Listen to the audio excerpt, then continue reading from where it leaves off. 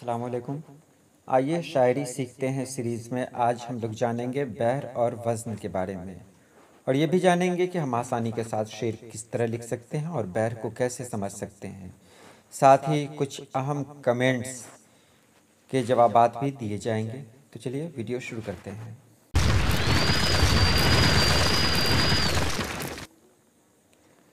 सबसे पहला कमेंट है बहन राफिया नाज का।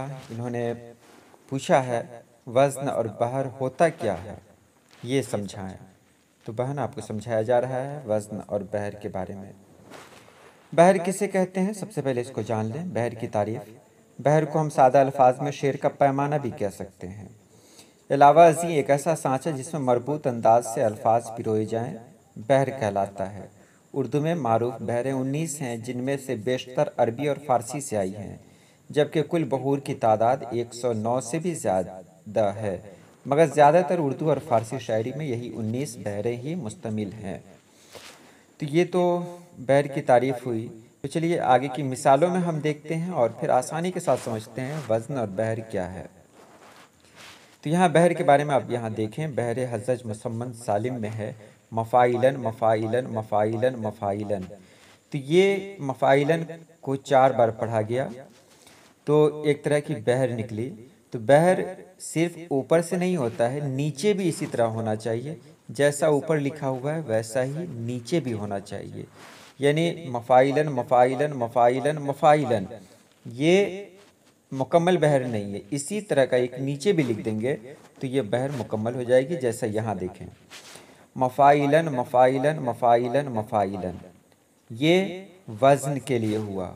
वज़न को तो जानते ही हैं हम लोग, जो वज़न करवाते हैं तो तराजू को देखा ही होगा आप लोगों ने कि तराजू में जब कुछ वज़न होता है तो दोनों पलड़ा उसका बराबर होना चाहिए। तो अगर ऊपर लिखा गया है मफ़ाइलन मफ़ाइलन मफ़ाइलन मफ़ाइलन, तो नीचे भी है मफ़ाइलन मफ़ाइलन मफ़ाइलन मफ़ाइलन। ये दोनों यानी 8 मफ़ाइलन मिलकर एक बहर का रूप लेता है। 8 मफ़ाइलन यानी ऊपर का लाइन और नीचे की लाइन दोनों मिलकर एक बहर कहलाई। और अगर ऊपर को सिर्फ देखें मफ़ाइलन मफ़ाइलन मफ़ाइलन मफ़ाइलन, तो इसको समझें कि ये तराजू का एक पलड़ा है। तो इसमें दूसरा जो होना चाहिए वो भी मफ़ाइलन मफ़ाइलन मफ़ाइलन मफ़ाइलन पर ही होना चाहिए। जब दोनों एक बराबर रहेगा तो उसको कहेंगे कि ये वज़न में है। अगर एक नहीं रहे तो फिर वो वज़न में नहीं है। इसको इस तरह समझें, ऊपर लिखा हुआ है मफ़ाइलन मफ़ाइलन मफ़ाइलन मफ़ाइलन, ये तो आपने जान ही लिया। तो ऊपर 4 किलो है तो नीचे भी 4 किलो ही होनी चाहिए। तो ऊपर जो तरतीब है बिल्कुल वही तरतीब अगर नीचे आ जाए तो हम ये कहेंगे कि ये वज़न में है। अगर ऊपर मफ़ाइलन मफ़ाइलन मफ़ाइलन मफ़ाइलन है और नीचे हम कह दें मफ़ाइलन फ़ाइलातुन फ़ाइलातुन फ़ाइलन, तो ये वज़न में नहीं हुआ, क्योंकि ऊपर तो दूसरा है और नीचे दूसरा है, तो ये वज़न में नहीं हुआ। फिर से एक बार समझ लें, मफ़ाइलन मफ़ाइलन मफ़ाइलन मफ़ाइलन, ऊपर और नीचे जब दोनों हम पढ़ेंगे तो ये एक बहर कहलाएगी। तो अगर सिर्फ मफ़ाइलन मफ़ाइलन मफ़ाइलन मफ़ाइलन कहें तो ये एक वज़न, इसको समझ लें, तराजू का एक पलड़ा समझ लें। तो दूसरा पलड़ा है मफ़ाइलन मफ़ाइलन मफ़ाइलन मफ़ाइलन, यानी ऊपर जितना है उतना ही नीचे होना चाहिए और उसी तरतीब से होनी चाहिए। तो इसको कहेंगे कि ये वज़न में है। अगर ऊपर 4 किलो हो और नीचे 3 किलो हो तो ये वज़न में नहीं कहलाएगा। जैसे ऊपर मफ़ाइलन 4 बार दिया गया है, नीचे मफ़ाइलन अगर 3 बार दिया जाए तो कहें कि पहला मिसरा से दूसरा मिसरा वज़न में नहीं है। बिल्कुल कह सकते हैं कि दोनों का वज़न अलग अलग है। अगर बराबर हो तो कहेंगे ठीक है, इसका वज़न दुरुस्त है। अब थोड़ा सा आगे देखते हैं, थोड़ा सा हल्का फुल्का रिवाइज हो जाए। तो आगे देखें, यहाँ पर फ़ाउलन की एक मिसाल मैंने दी। तो फ़ाउलन फे को किसी और हर्फ में नहीं जोड़ रहे हैं, इसको अकेले पढ़ रहे हैं, तो उसके नीचे एक निशान दे रहे हैं ऊ, यानी ऐन वाव। अगर ऐन को या किसी भी हर्फ को किसी दूसरे हर्फ से जोड़ते हैं तो इसका मतलब कि 2 हर्फ को हम एक साथ पढ़ रहे हैं, तो उसके नीचे 2 निशान देते हैं। लन, लाम में नून जोड़ा तो इसके नीचे भी 2 निशान देंगे। ये तरीका आपको पहले भी बता दिया गया है। अब मुतहर्रिक और साकिन को देखें। ये काला में जो है, काले जो हरूफ हैं वो मुतहर्रिक कहलाएंगे और लाल में जो हैं वो साकिन कहलाएंगे। तो फ़ऊलन देख रहे हैं, फे पर ज़बर है, उसके नीचे देखिए, अगर किसी हर्फ पर ज़बर, ज़ेर या पेश हो तो उसको मुतहर्रिक कहेंगे। अगर किसी हर्फ पर ज़बर, ज़ेर या पेश हो तो उसको मुतहर्रिक कहते हैं, और अगर किसी हर्फ पर सिर्फ जज़म हो तो उसको साकिन कहेंगे। तो फे देख रहे हैं, फे मुतहर्रिक है, ऐन मुतहर्रिक है, वाव साकिन है, लाम फिर मुतहर्रिक है और नून साकिन है। अगर नीचे लिखेंगे उसको तो किस तरह लिखेंगे वो यहाँ देखें, फ़ऊलन, ये आपको बता ही दिया गया है। अब नीचे देखिए, इस रुकन पे क्या आता है, इजाज़त, मोहब्बत, इनायत, समुंदर, सियासी, नज़ारा और भी बहुत सारे आएंगे। अब इसको मिलाएं ऊपर से कि फे मुतहर्रिक है तो नीचे सीन भी मुतहर्रिक है, ऐन मुतहर्रिक है तो नीचे मीम भी मुतहर्रिक है, वाव साकिन है तो नीचे नून साकिन है, लाम मुतहर्रिक है तो नीचे दाल मुतहर्रिक है, ऊपर नून साकिन है तो नीचे नून, नीचे रे साकिन है। फिर आपको बता दूं, जिस हर्फ पे ज़बर, ज़ेर या पेश हो उसको मुतहर्रिक कहा जाएगा, और जिस हर्फ पे जज़म हो तो उसको साकिन कहलाएंगे। तो ऊपर 2 हरूफ एक साथ मुतहर्रिक हैं तो नीचे भी 2 हरूफ एक साथ मुतहर्रिक होंगे।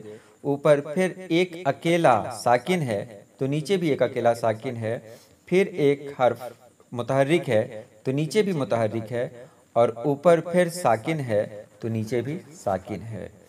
अब देखते हैं एक मिसाल। एक बहन ने मैसेज किया है, सुबह बखैर, हर सुबह आपके लिए खुशियाँ लेकर नमूदार हो, आमीन। सर जी एक गज़ल लिखी है, वज़न फ़ाइलातुन फ़ाइलातुन फ़ाइलन। ये आज फिर पहली मुलाकात मुझे याद आई, बहुत अच्छा मिसरा है। तो ये फ़ाइलातुन फ़ाइलातुन फ़ाइलन पर हुआ कि नहीं हुआ, इसको मैंने अलग से समझाया है, वो यहाँ देखें। देखिए मैंने इसको लिखा है, आज फिर पहली मुलाकात मुझे याद आई, तो ये रमल, मुसम्मन, मक़बून, महज़ूफ़, मक़तू में है। फ़ाइलातुन, फ़इलातन, फ़इलातन, फ़इलन। थोड़ा सा बता रहा हूँ मैं इसमें, आज फिर, आप देख रहे हैं आज यानी 2 हरूफ एक साथ पढ़े जा रहे हैं तो यहाँ पर 2 निशान दिया गया। जीम को अकेला पढ़ा जा रहा है तो नीचे 1 निशान दिया गया।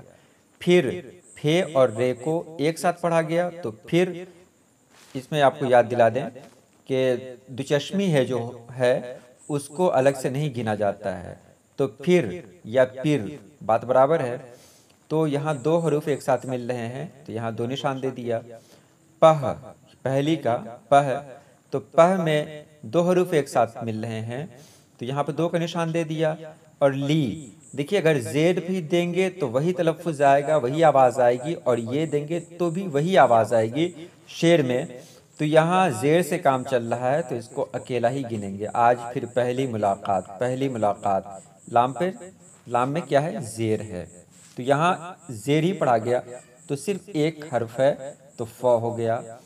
इसी तरह मुलाकात में मीम को अकेला पढ़ा तो ए हो गया, ऊपर निशान भी दिया गया है एक। उसी तरह ला, कात, ये सब है, आगे भी है, तो इसकी बहर होती है फ़ाइलातुन, फ़इलातन, फ़इलातन, फ़इलन।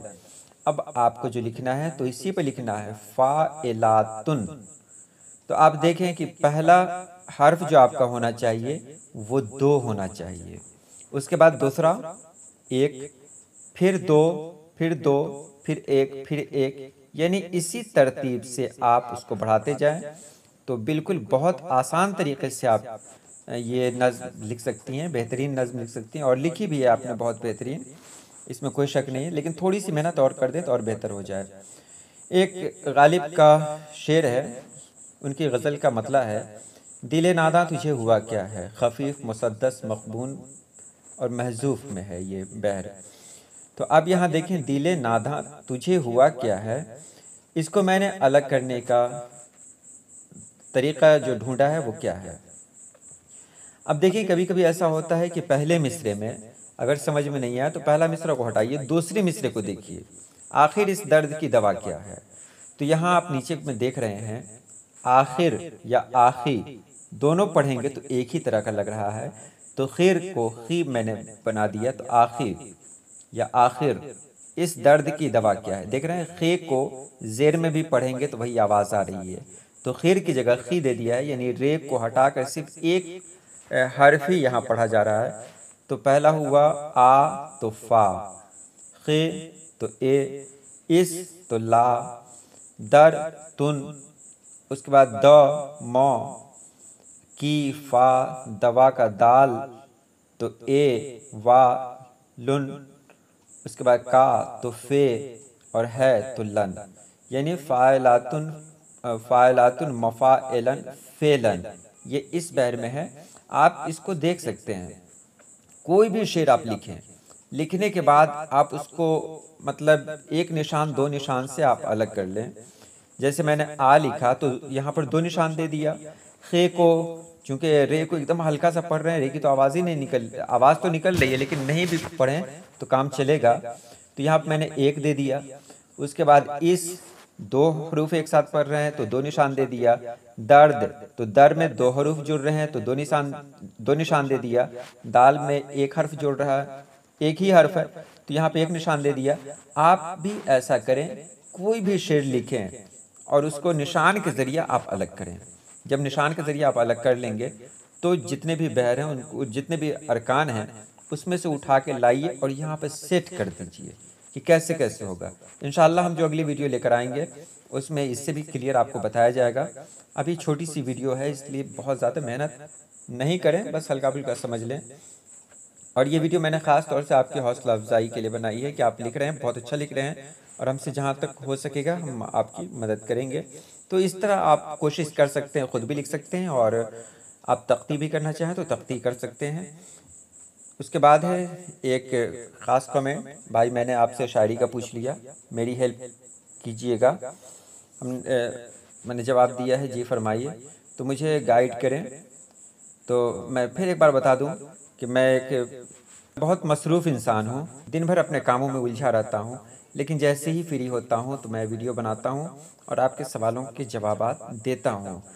तो अगर फौरी तौर पर जवाब न दे पाऊं तो आप मुझे माफ़ करेंगे और मेरी मजबूरी को समझेंगे, लेकिन मैं आपके सवालों का जवाब दूंगा, आप बेफिक्र रहें, दुआओं में याद रखें। तो इस तरह आप शायरी बिल्कुल कर सकते हैं। एक और कमेंट है कि शायरी सीखने वाली वीडियो मुसलसल देखने की कोशिश कर रही हूँ, आज नज़्म के बारे में वीडियो देखी, बहुत सीखने को मिला, आपके कमेंट में देखा, बहुत ताउन करते हैं, बहुत बहुत शुक्रिया बहन। इसी तरह दुआओं में याद रखें। अगर आपको कुछ सीखना है या कुछ समझ में नहीं आता है तो आप व्हाट्सएप पे कमेंट करें, इंशाल्लाह आपकी पूरी गज़ल की इस्लाह ही आपको बता दी जाएगी, इस्लाह करके बता दिया जाएगा और आपका नाम पोशीदा रखा जाएगा। ताकि आज के लिए इतना ही। अल्लाह पाक आप सभी लोगों को खुश रखे, आबाद रखे। अल्लाह हाफिज़।